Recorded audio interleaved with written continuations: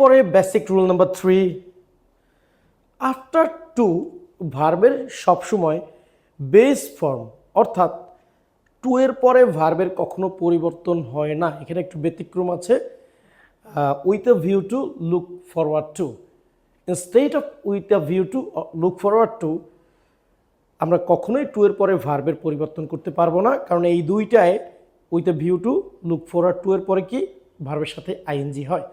I want to dash New Market, ব্র্যাকেটে আছে কি go, no change, I want to go New Market.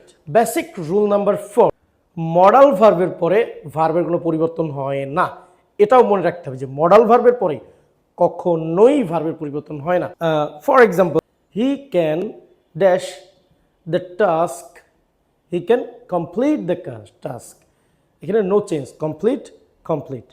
Basic rule number 5, preposition or কনজাংশনের পরে